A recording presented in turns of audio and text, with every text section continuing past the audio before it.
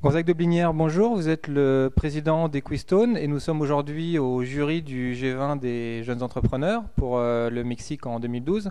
Pourquoi vouloir participer au jury du G20 Yes? Je crois que pour créer des emplois, il faut créer des employeurs et par ces temps qui sont un peu difficiles, c'est quand même un remède à la sinistrose de voir ces jeunes créateurs qui, contre vents et marées, contre les marchés, contre tout, ont l'envie d'entreprendre et je pense que c'est merveilleux et c'est enthousiasmant. Et quand on donne de son temps, on reçoit aussi énormément. Et moi, j'aime bien donner parce que je sais que je reçois beaucoup. Alors vous êtes très présent sur les réseaux entrepreneuriaux. Vous attendez quoi exactement de cette génération d'entrepreneurs qui va partir au Mexique? Quel message donc vous souhaitez-vous que la France fasse passer sur ce G20? Je crois que l'entrepreneuriat, c'est pas dicté par des lois ou par une fiscalité. Je pense que moi, s'il y avait un mot que j'aimerais emporter là-bas, c'est le mot solidarité. Je pense que les entrepreneurs, ils doivent être solidaires entre eux. Je crois qu'il y a des modèles qui sont bons aux États-Unis et il y a des choses qui ne sont pas bonnes aux États-Unis. Le modèle qui est bon aux États-Unis, c'est que les entrepreneurs sont extrêmement solidaires entre eux. Un entrepreneur qui a réussi, un jour, quelqu'un lui a tendu la main, un premier client, un fournisseur, un business angel. Et donc, ce qu'il faut, c'est qu'il retourne sa main pour aider celui qui en a besoin. La solidarité, c'est un beau mot pour l'entrepreneuriat, je trouve. Alors, sur ce jury du G20 des jeunes entrepreneurs, il y a aussi les réseaux Entreprendre. Est-ce que vous pouvez nous parler un peu du réseau Entreprendre? Le réseau Entreprendre, c'est un réseau très simple qui a été créé il y a 25 ans. L'idée, c'est que pour créer des emplois, il faut créer des employeurs avec une règle très simple. Premièrement, l'important, c'est l'homme.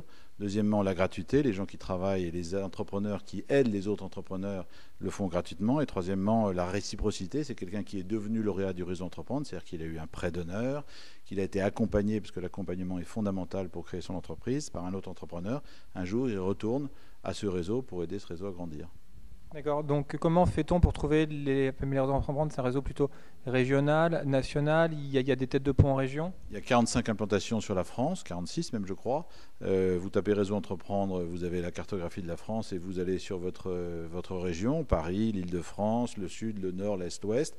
On a même des réseaux entreprendre à l'étranger, en Guadeloupe et en Martinique.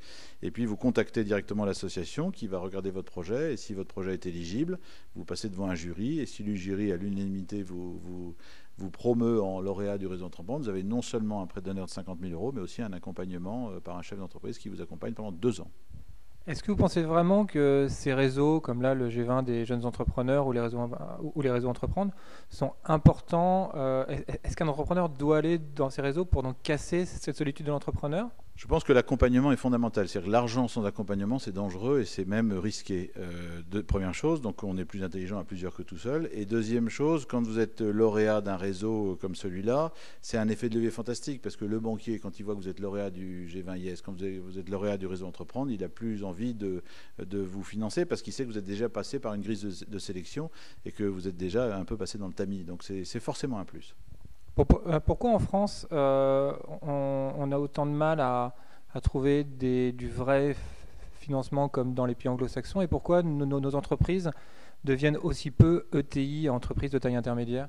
Parce que ce que je vous disais au début, c'est que l'entrepreneur n'a pas le réflexe de solidarité avec ses congénères ou ses confrères. Et donc, c'est pas naturel, mais ça change énormément. Moi, je crois qu'il y avait une dizaine d'années, 4 000, je crois, business angels, là où en Angleterre, il y en avait 40 000. Je crois que ça a plus que doublé. Les choses changent. Il y a beaucoup de réseaux, il n'y a pas que le réseau Entreprendre, qui aide les créateurs d'entreprises. Mais ça ne marche pas assez parce que l'entrepreneur n'est pas suffisamment solidaire avec les jeunes créateurs d'entreprises. Le G20 IS est un exemple fantastique de promotion de l'entrepreneuriat.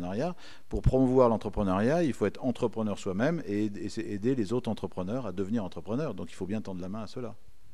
Gonzague de Blinière, en tout cas, merci beaucoup d'avoir participé à ce jury du G20 des jeunes entrepreneurs pour le Mexique en 2012. À très bientôt. Au revoir.